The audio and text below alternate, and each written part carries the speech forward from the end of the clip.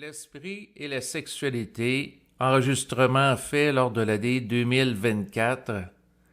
L'esprit fait interférence lorsqu'il pénètre l'individu avec les différents éléments de sa vie. Donc l'esprit va modifier le comportement de l'individu à mesure que l'individu intègre sa vibration. Donc, ça va modifier son rapport à l'argent, son rapport à la santé, à l'alimentation et également son rapport à la sexualité. L'individu, sur le plan biologique, est programmé à avoir des relations sexuelles régulièrement. Sur le plan de l'histoire de l'humanité, étant donné que dans un passé lointain, l'espérance de vie était limitée, que la personne qui vivait entre autres en nature pouvait être menacée par des animaux, que ce soit un lion, un tigre, etc. La sexualité a été développée sur le plan biologique pour que l'être humain ait une sexualité d'une manière régulière, étant donné que il y avait beaucoup de mortalité infantile, l'espérance de vie, comme mentionné, était limitée. Donc c'était pour compenser ça, entre autres. Sauf que dans le contexte moderne, ce qui était ajusté à une époque lointaine ne l'est pas nécessairement, et l'individu dans le contexte présent qui s'individualise est confronté à un remaniement de son rapport à la sexualité en relation avec l'intégration de la vibration du supramental, dans le sens que plus que l'ego est pénétré par l'esprit, mais plus que, à ce moment-là, il va être obligé de réaliser qu'il n'y a pas de libre arbitre. Donc, quelqu'un peut réaliser qu'il n'y a pas de libre arbitre à différents niveaux. Ça peut être dans la gestion de ses finances, ça peut être dans la gestion aussi par rapport à c'est quoi les loisirs qu'il va avoir dans sa vie. Mais ça peut être aussi dans le rapport à sa sexualité. Et parce que l'esprit amène une altération de la personne dans son fonctionnement global au quotidien. Donc, même dans le volet le plus intime de sa vie. Puis l'ego qui est manipulé par l'esprit, puis qu'il le comprend, puis il le voit consciemment, il va voir que à quelque part, sa sexualité est sous le contrôle de l'esprit. Certes, lorsque la personne est inconsciente, elle peut connaître des dérapages dans sa vie. On voit dans la société occidentale, il y a beaucoup de personnes qui ont des problèmes avec la sexualité, d'où le fait qu'on entend parler dans les médias qu'il y a des problèmes d'agression sexuelle, des problèmes de viol. Par contre, l'individu qui intègre la fusion et qui devient un contenant ajusté par rapport à l'énergie de l'esprit, puis une gestion qui s'installe, un individu qui a un niveau de conscience qui est élevé, il va pas violer d'autres personnes. Donc, au moment où est fait cet enregistrement, il a été question dans les médias de cas de joueurs de hockey qui sont accusés d'avoir commis des viols et agressions sexuelles. Bon, pourquoi un tel phénomène peut arriver? La raison, c'est que des gens qui sont orgueilleux, puis qui ont un esprit de domination, donc des gens qui sont des vedettes sportives, dans certains cas, ils peuvent se croire plus importants que d'autres personnes. Et il y en a qui vibrent très fort au désir, qui se sentent en puissance, puis ils vont dominer, ils vont imposer des choses aux autres, alors que l'individu en fusion, il imposera pas. Dans le sens que il cherchera pas amener une personne hors dehors de son consentement à une relation sexuelle. Donc, puis le rapport à sexualité, pour quelqu'un qui vibre beaucoup à l'astral, puis qui passe une conscience plus impersonnelle, la personne qui réfléchit à ça, ça peut être contrariant ou extrêmement plate, parce que la personne est obligée de réaliser que si elle n'a pas d'arbitre dans la gestion de sa vie et ses énergies, c'est la même chose au niveau de la sexualité. La sexualité est régie par des lois d'énergie, dans le sens que si quelqu'un vibre trop fortement à l'astral dans son rapport à la sexualité, la personne peut avoir une sursexualité. La personne va s'abreuver d'éléments à caractère érotique ou pornographique, puis elle peut se masturber régulièrement, avoir du sexe régulièrement. parce qu'elle est surstimulée par rapport à des forces qui vont vampiriser ses énergies vitales d'une manière exagérée, en ce sens que si la personne, dans le fond, est occupée à avoir du sexe régulièrement, ben, l'énergie est pas utilisée pour faire d'autres choses qui seraient plus utiles dans l'optique d'une optimisation de son intégration de la conscience impersonnelle. Par contre, aussi, l'astral peut amener une personne à avoir une sous-sexualité. Prenons par exemple le cas de la personne qui rentre dans les ordres religieux, qui se fait dire qu'il est obligé de faire vœu de chasteté, et que à ce moment-là, la personne, on lui fait sentir qu'à chaque fois qu'elle va avoir de la sexualité, elle se sent coupable, elle devient refoulée, elle devient alourdie de tout ça, d'une certaine façon, parce qu'elle est obligée de contenir tout le temps la sexualité. Ça crée des formes de tension. Puis ça crée de la frustration aussi. Si une personne a une libido normale et est obligée de faire preuve de chasteté,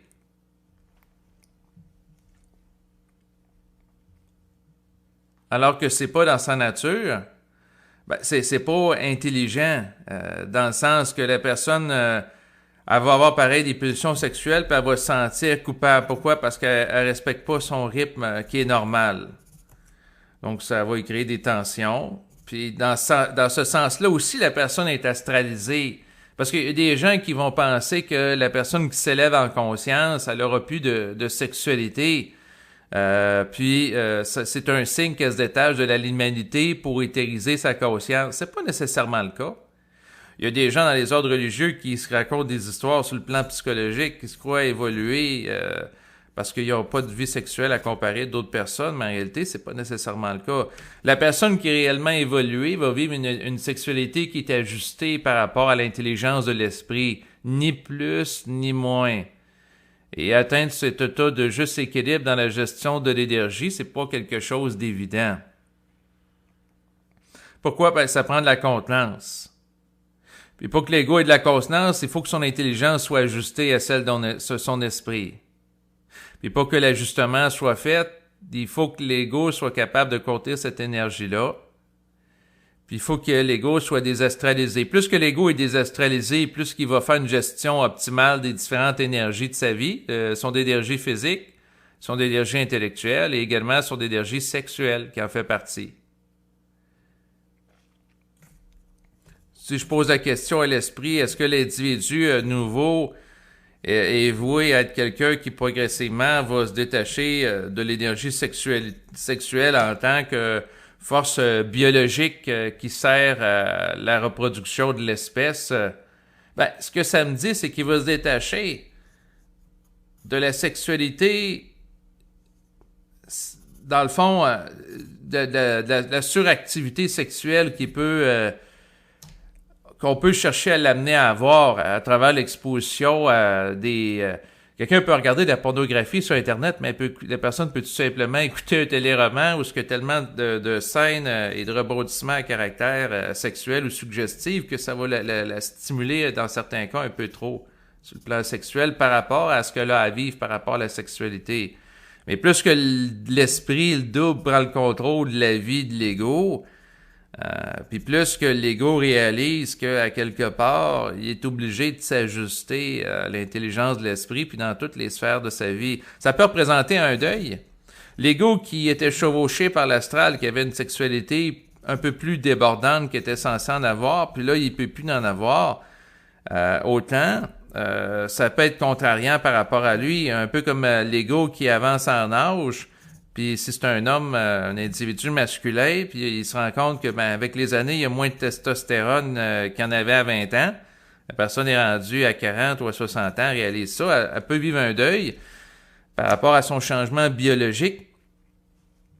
Donc, puis le deuil que l'individu peut vivre dans le passage à la fusion par rapport à son rapport à la sexualité, c'est qu'il est obligé de faire le deuil du chevauchement astral qu'il pouvait connaître jusqu'alors. Certes, quelqu'un qui est dans son intelligence va dire, il n'y a pas un gros deuil à avoir parce que l'astral parasitait et vampirisait ses énergies vitales. Donc, à ce moment-là, entre quelqu'un qui se fait exploiter puis qui vit après ça quelque chose qui est un rapport à la sexualité qui est libre d'une forme d'exploitation, C'est un petit peu comme quelqu'un qui sort d'une forme d'esclavage pour être affranchi puis vivre en lien avec les lois de la vie plutôt que les lois de la mort dans son rapport à la sexualité, alors que la sexualité doit être quelque chose qui est en relation avec les lois de la vie.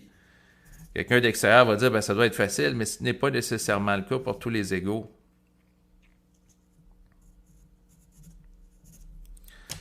Mais chaque chose se vit en son temps.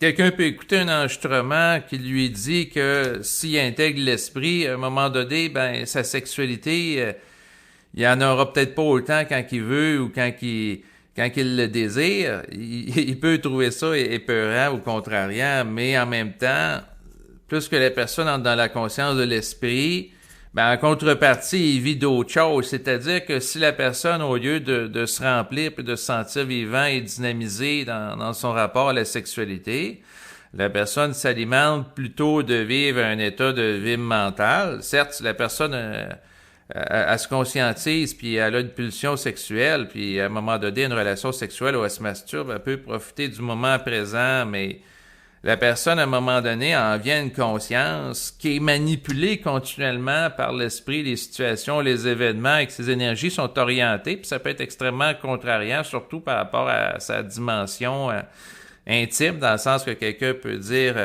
il va avoir, disons, aujourd'hui une relation sexuelle avec sa compagne.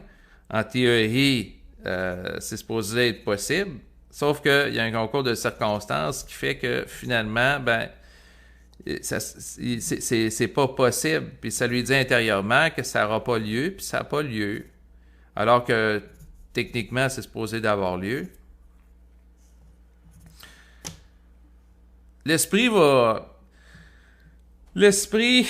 de par ses agissements progressivement, puis l'ego qui se conscientise, va amener l'ego à avoir accès à une certaine forme de voyance par rapport à sa vie, de compréhension, puis ça peut être très dur pour l'ego de réaliser que ça dit intérieurement certaines choses. L'ego peut essayer de protester sous influence astrale.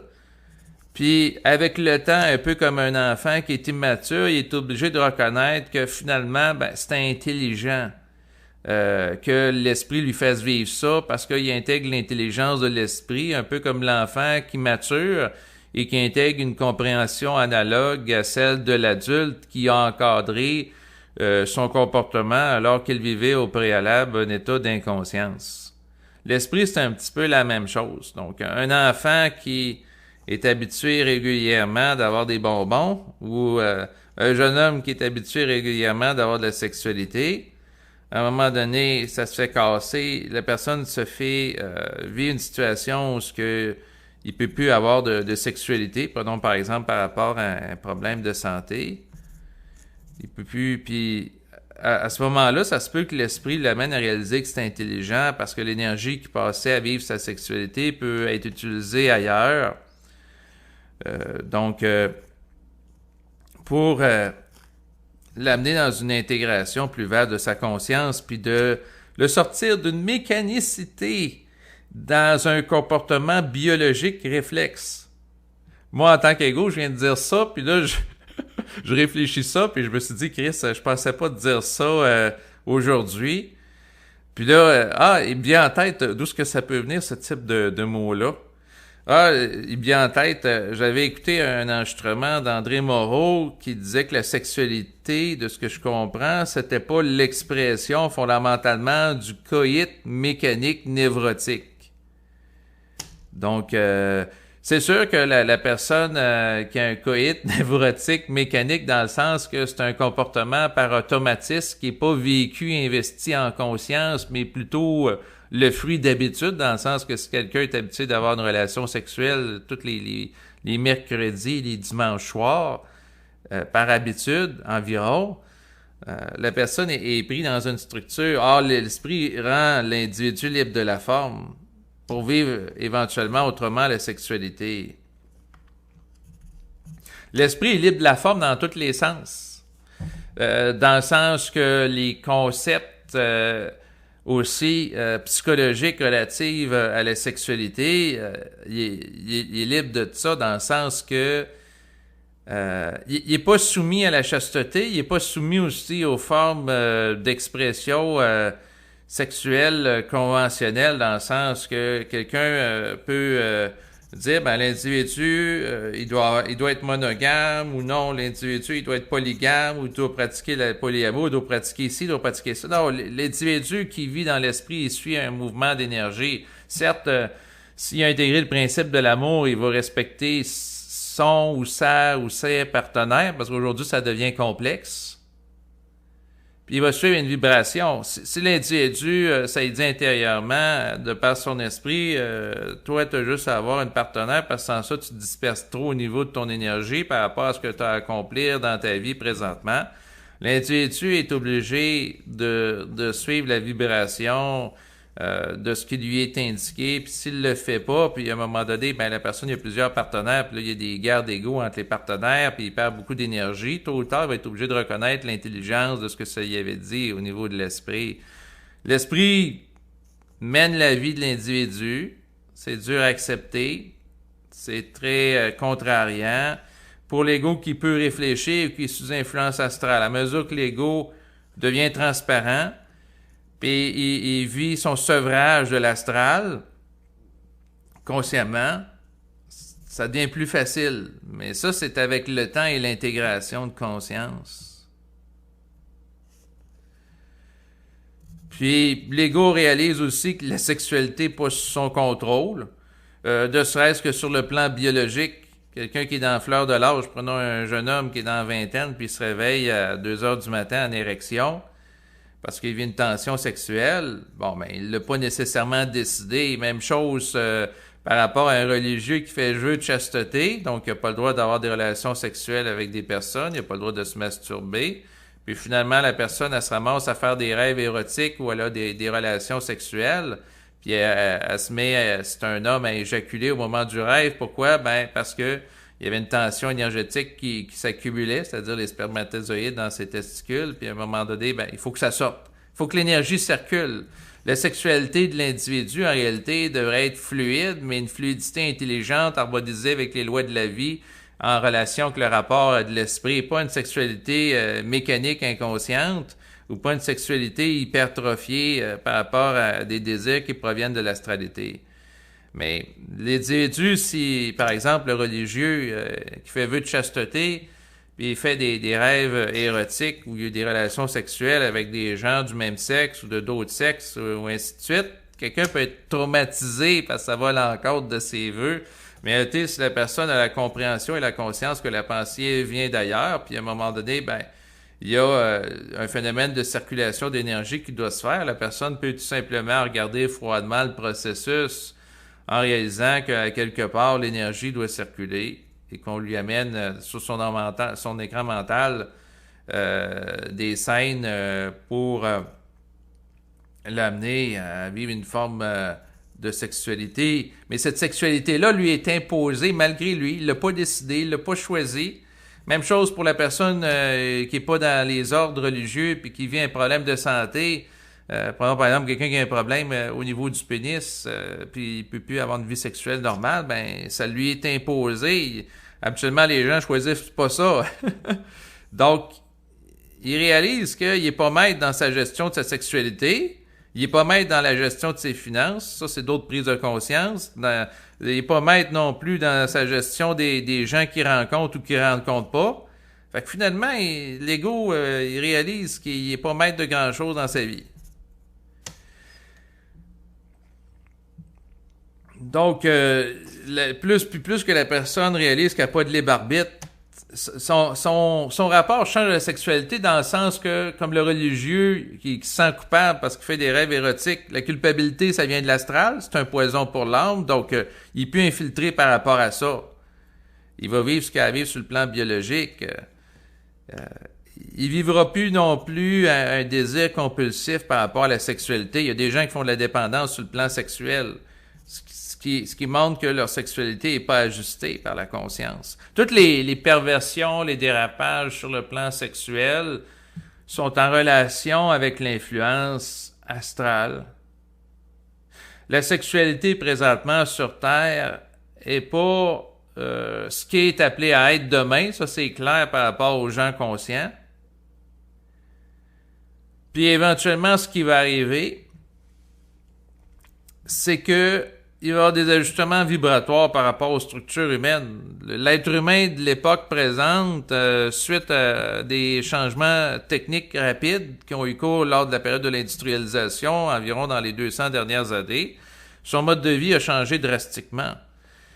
Et l'esprit est en train de changer aussi, l'être humain et la biologie, le rapport à la sexualité va être changé aussi en proportion. Parce qu'à un moment donné, ça devient pas intelligent que des gens qui aient compulsivement envie continuellement d'avoir des relations sexuelles.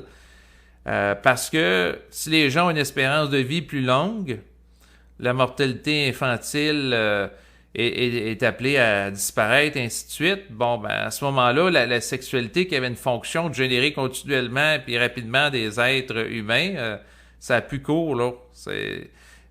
Les gens nouveaux vont certes avoir encore des échanges d'énergie entre eux. Donc, mais tout ça va être régi par les lois de l'esprit puis pour des raisons d'évolution, ce qui est très différent d'aujourd'hui, dans le sens que si quelqu'un a un échange d'énergie avec une autre personne, c'est parce que l'échange d'énergie, s'il est aligné avec les lois de la vie, va amener un rehaussement vibratoire des deux individus qui sont mis en interrelation. La personne, lorsqu'elle est inconsciente, est manipulée par l'astral pour tomber amoureux de d'autres personnes, vibrer au désir sexuel, idéaliser l'autre, donc la lune de miel de l'âme. Mais au niveau de l'esprit, ça a plus court. C'est quelque chose qui prend fin. La personne qui est en contact avec une autre personne ou mis en vibration pour aller avec elle, dans le cadre d'une relation couple, c'est tout le temps des rapports de fonctionnalité sur le plan énergétique, dans le sens que les deux personnes peuvent avoir à parler ou s'échanger des choses mutuellement, compte tenu du fait que la nature des échanges va participer à un ajustement des égos et à une conscience élargie pour les deux individus concernés. Donc c'est certes, au niveau de l'esprit, il peut y avoir encore des couples qui sont créés, sauf que les couples sont toujours en relation avec un agenda à caractère évolutif, dans le sens que deux personnes peuvent être mises, par exemple, en relation pour vivre ponctuellement une vie sexuelle active, pour avoir des enfants, parce que les enfants de ces gens-là vont avoir des fonctions particulières dans la société de demain, et comme les parents ont développé un niveau de conscience qui les amène à véhiculer une psychologie renouvelée, les enfants vont bénéficier de ça. Et si les enfants sont appelés à être des enseignants dans une société, à ce moment-là, ils vont être capables de véhiculer une conscience nouvelle qui va amener un rehaussement des étudiants qui vont avoir dans la société et participer à leur développement dans l'optique de la transition de l'involution vers l'évolution. Mais dans la société nouvelle, le rapport de la sexualité ne sera aucunement régi par la religion. Les notions de mariage, que la personne, il faut qu'elle soit mariée pour une vie sexuelle. De toute façon, cette forme-là est tombée depuis plusieurs années dans la société québécoise. C'est pas aux prêtres de sceller des unions entre des individus pour déterminer si les gens peuvent avoir des relations sexuelles une fois mariés. Pourquoi? Parce que les individus conscients, c'est à eux de vibrer puis de vivre leur sexualité en fonction de l'écoute de leur intelligence, leur vibration. Donc, leur rapport à la sexualité est très différent. Il n'est pas régi par quelqu'un qui appartient, par exemple, à une religion qui va leur dire s'ils peuvent ou non avoir de la relation sexuelle, parce qu'à ce moment-là, ça deviendrait un véhicule qui est infantilisé. Certes, quelqu'un peut écouter le propos et dire, si l'individu se réfère, il va voir par en dedans pour voir s'il peut avoir une autre relation sexuelle qu'une personne sans que ça y chie les mains, que ça y pose problème. Il vit une forme d'infantilisation par rapport à l'esprit. La réponse, c'est non, dans le sens que si l'individu est en harmonie avec lui-même, l'esprit n'est pas un autre, mais n'est que le prolongement de sa conscience unifiée. Ce qui veut dire que la personne, de toute façon, la personne à un certain niveau, on parle d'expression d'aller voir en dedans, mais la personne sait spontanément si elle peut ou non, ou elle a ou non avoir une relation sexuelle. Elle va être mise en vibration par l'esprit. Elle va s'activer vibratoirement, spontanément, en fonction de qu'est-ce qu'elle a à vivre. Donc, tout est issu spontanément. La personne va vivre, dans un certain sens, une forme de pilote énergétique vibratoire, mais ça ne sera pas le pilote énergétique de l'astral qui amène une personne dans des comportements, dans son rapport à la sexualité, qui sont désajustés, comme par exemple les égos qui sont en puissance, que ce soit des vedettes du cinéma, des vedettes sportives, qui vont pécher par orgueil dans le sens qu'ils vont se croire tout permis, et ils vont avoir un culte de leur personne qui vont les amener à dominer d'autres personnes à travers le phénomène de la sexualité, c'est-à-dire à travers le phénomène du fait qu'ils vont violer ou agresser des gens là, sexuellement, ou avoir des comportements sexuellement déviants qui sont pas habituellement autorisés en société. La sexualité, c'est quelque chose de délicat parce que d'un côté, la sexualité a été créée et générée par les forces de la lumière dans un passé lointain pour qu'il y ait une prolongation de l'espèce humaine. Puis en même temps, l'esprit est confronté au fait que, à quelque part, pour qu'il y ait une reproduction sur le plan biologique des êtres humains, ça prend de la sexualité, donc il ne peut pas l'enlever totalement à l'échelle du globe, même s'il y a des dérapages. La sexualité a une fonction. Est-ce que la sexualité nouvelle va être en relation avec le déploiement d'une énergie qui va être vécue davantage au niveau de la gorge plutôt que la génitalité? Oui, dans le sens que la sexualité nouvelle va être en relation avec un échange d'énergie. Mais là, à ce moment-là, on parlera peut-être plus nécessairement de sexualité. On va peut-être parler plutôt d'échange vibratoire qui va passer à travers, entre autres, la parole de l'individu, qui va véhiculer une vibration, l'autre personne qui reçoit la vibration va en bénéficier. Parce que, dans le fond, la sexualité, c'est quoi sur le plan biologique? C'est l'expression qui peut être vécue par rapport à... En fait, le parallèle entre la sexualité et l'échange d'énergie sur le plan biologique peut être vécu sur le plan psychique entre deux consciences qui communient ensemble momentanément dans le cadre d'un échange d'énergie qui permet aux deux consciences de bénéficier de la vibration de l'autre momentanément. À quoi ça sert qu'il y ait des états d'unification sur le plan biologique? Bon, ça sert à gêner d'autres êtres humains, mais sur le plan psychique, des états d'unification énergétique. Ça permet d'équilibrer des vibrations. Dans le sens que si un homme, par exemple, a une vibration qui est très dense, puis l'autre, la femme, plus éthérique, ça permet d'enraciner la femme puis d'éthériser un peu l'homme. Dans le cas, là, des fois, ça peut être aussi le contraire, tout dépendant des énergies.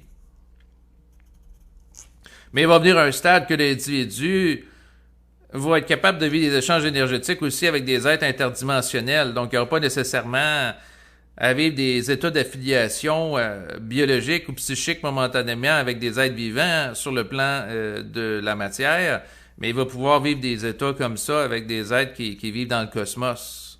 Donc, des états d'unité fusionnelle momentanée entre un individu, par exemple, et des êtres de nature extraterrestre ou extradimensionnelle.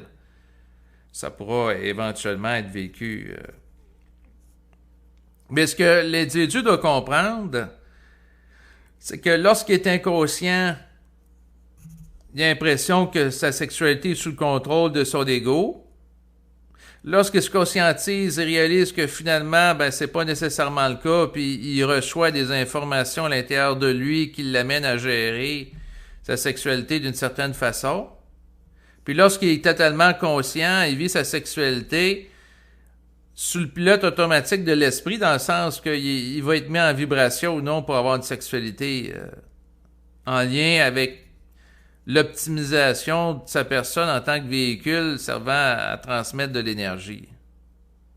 Mais quand l'individu, ce qui est drôle, c'est quand il est inconscient, il vit sa sexualité en fonction d'une forme de pilote automatique astral, dans le sens que la personne est téléguidée en fonction, par exemple, de l'influence de la télévision, des médias. La personne écoute des téléromans, il y a régulièrement des rebondissements dramatiques, mais aussi des scènes à caractère sexuel. J'écoutais récemment une série télévisée, puis là, je me rendais compte qu'au fil des ans, je trouve qu'il y en a de plus en plus. Et là, ça me dit, si les producteurs de séries télévisées veulent garder l'attention des gens, ça leur prend continuellement des rebondissements à caractère dramatique, des scènes chocs de conflit ou des scènes à caractère sexuel pour garder l'attention des gens qui sont suggérés. Pourquoi? Parce qu'on joue avec la nature des instincts des êtres humains. Donc, l'un des instincts de l'être humain, c'est l'instinct de reproduction, l'instinct sexuel. Donc, si on l'active, on capte l'attention. Le but de la personne qui fait, par exemple, un téléroman ou a fait un film, son objectif, c'est de maintenir l'attention le plus longtemps possible de l'individu qui l'écoute, entre autres, si il veut qu'il y ait du visionnement, que les gens réécoutent sa série, ainsi de suite. Donc, on utilise une prolongation de base de l'individu pour le manipuler puis aller chercher son attention dans une direction. Sauf que l'individu fusionné, il va avoir un principe de volonté qui s'actualise à lui, qui va l'amener, dans certains cas, à se détourner des lois de la programmation du désir de la sexualité. Certes, il va pas nier sa sexualité, certes, il peut vivre encore des états d'excitation sexuelle, mais tout ça va être vécu avec une forme de conscience différente de celle infantile dans laquelle il pouvait résider alors que il connaissait un état de conscience assujetti par des forces qui lui échappent. Il va être lucide par rapport à ce qui se passe, il va être capable de regarder des choses froidement. Un peu comme, par exemple, un médecin qui est gynécologue, il va passer sa journée à regarder des organes génitaux.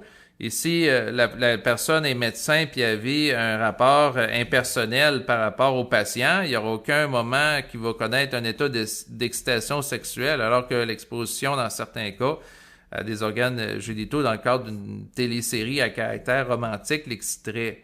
Pourquoi? Parce que par rapport au même élément, le rapport est différent. Donc, quelqu'un qui a une conscience impersonnelle, il va regarder la sexualité à travers la télévision, à travers les réseaux sociaux, les sites de rencontres, tout ce qui est véhiculé d'une manière différente. Donc, c'est sûr que des gens perdent quelque chose pour acquérir quelque chose d'autre, dans le sens que quelqu'un peut perdre, par exemple, une vie sexuelle très riche, mais il peut gagner en contrepartie une vie psychique plus riche dans le sens que il va être moins dans la réflexion. D'ailleurs, ça, c'est intéressant à aborder parce qu'il y a des gens qui vont vivre un état de sexualité extrêmement intense dans leur vie pour neutraliser l'activité réflexive de l'ego, pour équilibrer leur énergie. Prenons par exemple quelqu'un qui est contrarié par son travail, ou que la personne est contrariée par sa vie amoureuse, la personne se réfugie sur Internet d'écouter de la pornographie, ou même pas, elle va écouter des téléromans avec plein de scènes à caractère sexuel pour changer les idées. Elle fait une forme de compensation, puis elle souffre intérieurement, puis à ce moment-là, si elle se masturbe après, ça peut l'amener, dans certains cas, à se rééquilibrer sur le plan énergétique, parce que lors de l'orgasme, la personne vit un état qui n'est pas réflectif. Donc, elle vit une forme d'extériorisation d'une tension énergétique qui l'amène à vivre un état qui momentanément la sort de la réflexion compulsive et lui permet d'équilibrer ses énergies. Donc, la sexualité peut servir à ça. Sauf que si l'individu, au quotidien, ses énergies sont équilibrées, il réfléchit pas ou très peu, à ce moment-là, il n'y a plus besoin de la sexualité pour s'équilibrer sur le plan vibratoire, étant donné qu'il vit en état d'équilibre. Et l'esprit va travailler l'individu pour qu'il vive continuellement en état d'équilibre. Autrement dit, qu'il n'aura plus besoin de vivre une sexualité active dans l'optique d'équilibrer ses énergies, parce que il va vivre un équilibre d'énergie. Certes, la personne qui vit une conscience avec l'esprit ne sera pas non plus castrée sur le plan biologique, dans le sens que la personne, du jour au lendemain, elle va pas arrêter de produire des spermatozoïdes si c'est un homme, ou avoir des pulsions sexuelles, sauf que la sexualité ne sera plus alors un élément qui va être utilisé pour compenser des frustrations de l'ego, parce que l'individu qui va être dans son intelligence va ajuster à mesure les éléments de sa vie qui manquaient jusqu'alors d'ajustement. Donc, prenons par exemple un homme qui est en couple, qui se réfugie dans le visionnement de la pornographie ou d'écouter des téléromans nouveaux genres avec plein de rebondissements sexuels pour compenser une vie contrariante. Il va être capable, s'il vit de la contrariété, d'en parler à sa compagne pour que le rapport soit ajusté ou vice-versa. Dire les choses en réalité advenant qu'il y a un besoin par rapport à ça. Mais l'esprit change toute la vie de l'individu. Et le message de l'enregistrement, quand il est question que l'esprit va amener l'ego à réaliser qu'il n'y a pas de libre arbitre dans son rapport aux événements de sa vie ou même à sa personne, c'est que ça inclut vraiment tout, dont la dimension sexuelle. Donc, avant de compléter l'enregistrement, si en tant qu'ego, je pose la question à l'esprit, est-ce qu'il y a quelque chose à rajouter par rapport à ce qui est dit depuis tantôt?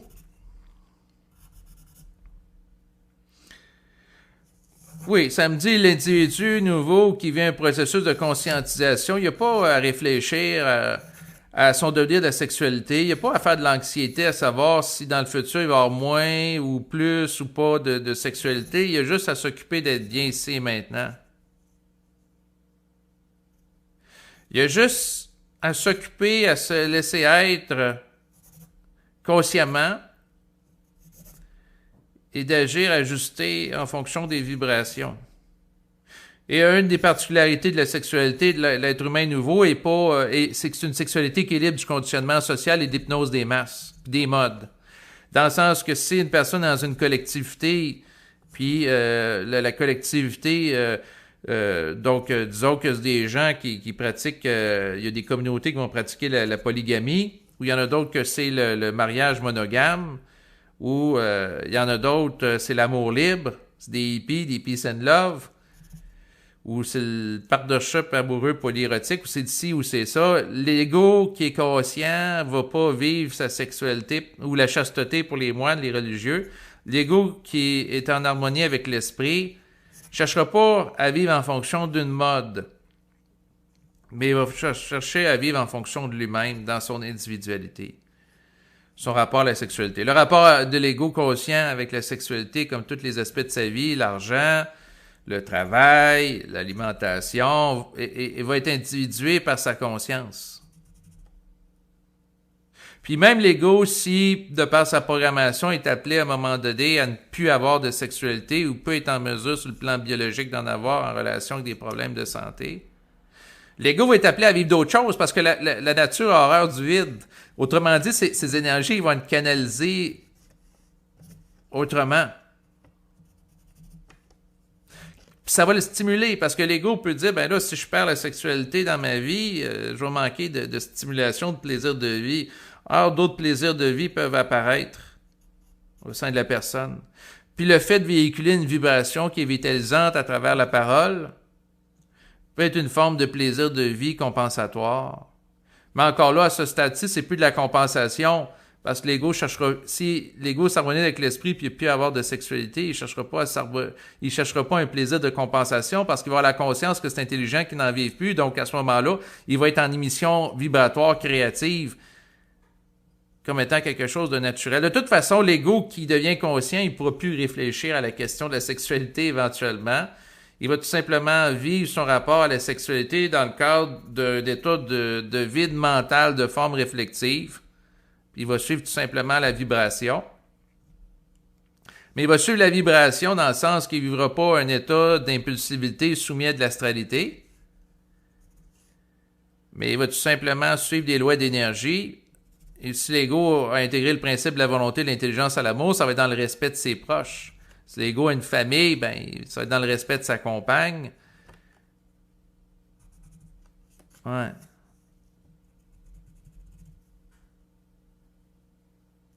Mais l'ego qui peut être orgueilleux ou entêté, à un moment donné, l'ego va dire, ben non, c'est pas vrai que je vais vivre la sexualité en lien avec l'esprit, je peux le vivre ça quand que je veux, puis que je peux. Il peut défier l'esprit, puis à un moment donné, il va y avoir des concours de circonstances que si c'est un homme, ben, il n'est pas capable d'avoir une érection. il va être bloqué sur le plan énergétique, où où c'est une femme est supposée rencontrer un homme, finalement ça marche pas, où il y a ci, il y a ça.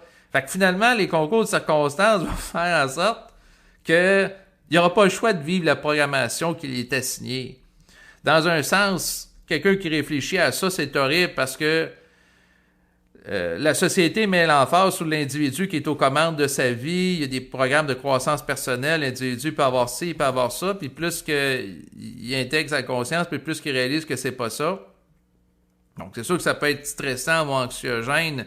L'idée que la vie n'est pas sous le contrôle de l'ego, dont la dimension sexuelle. Fait que là, l'ego qui, par rapport à ça, il peut se poser la question intérieurement à son esprit, est-ce que dans le futur, je vais être encore capable d'avoir des érections ou est-ce que mon problème de santé va se régler et je vais être capable d'avoir une vie sexuelle normale advenant qu'il y a un problème de santé? Puis ça peut dire intérieurement, tu verras. Mais dans un sens, c'est insécurisant, mais dans un sens, c'est intelligent parce que ça fait rien miroiter à l'ego. Puis l'ego qui croit que ça va aller mieux alors que c'est pas réel, c'est fait avoir. L'ego que ça dit que ça ira jamais bien, puis dans le fond, sa sexualité se remet à fonctionner, ben, il est content. Il est surpris agréablement, mais il se sent trahi parce qu'il s'est fait dire que ça ne marcherait pas. De toute façon, l'ego, il perd la capacité de croire, puis il réalise les manipulations énergétiques parce que l'esprit va souvent chercher à amener la personne par rapport à son futur à le décevoir. Pourquoi? Pour que l'individu arrête de vouloir savoir pour des raisons de curiosité, parce que tant que l'ego a de la curiosité, il fait pas ce qu'il a à faire dans le moment présent. Parce que la curiosité, c'est une forme de récupération astrale de l'ego. Parce que tant que l'ego, son regard est tourné vers l'avenir, ben, son énergie n'est pas mobilisée dans le moment présent pour accomplir ce qu'il a à accomplir. Ce qui fait en sorte qu'il vit en décalage par rapport à lui-même. Il vit dans la réflexion. Si l'ego réfléchit par rapport à l'avenir, de qu'est-ce que va être l'avenir, ben, il est sous emprise astrale, puis l'esprit n'est pas intéressé à interagir avec une conscience sous emprise astrale, parce que l'esprit ne cherche pas à nourrir l'astral, car l'esprit cherche à neutraliser l'astral au sein de l'ego et également éventuellement l'astral collectif. Donc, on peut dire que la sexualité de l'homme nouveau, ça sera une sexualité de la désastralisation. L'individu nouveau non plus ne sera pas fasciné et fascinant par le phénomène de la sexualité, dans le sens que un ego avec une conscience nouvelle, un peu comme le médecin, un gynécologue, il voit quelqu'un nu devant lui, quelqu'un qui peut être sexy ou pas, peu importe, ça y fait rien. Parce qu'il est dans une conscience impersonnelle. L'individu nouveau va être capable de vivre cet état-là de conscience-là. Puis c'est sûr, ça va amener de l'incompréhension par rapport à quelqu'un de l'évolution. Par exemple, une femme qui veut séduire un homme, puis la femme, elle peut se mettre tout nu devant lui, puis lui, ça y fera rien, zéro puis une barre. L'individu qui est dans une conscience impersonnelle, parce que à ce moment-là, il n'est pas soumis à l'astralité, qui l'amènerait à désirer compulsivement la femme. Ou vice-versa, là, ça va dans les deux sens. Il peut être l'individu qui a une conscience nouvelle, il peut vivre une forme de détachement psychique ou qu'il ne vibre pas du désir par rapport à n'importe quoi. Ça peut être la sexualité, l'alimentation, etc. L'individu nouveau, il n'y a aucune dépendance à rien, parce que la dépendance est en relation avec la soumission à des forces qui desservent l'individu et qui sont en relation avec son manque de volonté d'être libre dans le mental. L'individu nouveau est assujetti à aucune forme. Certes, le plan astral cherche à monter en puissance dans les sociétés occidentales.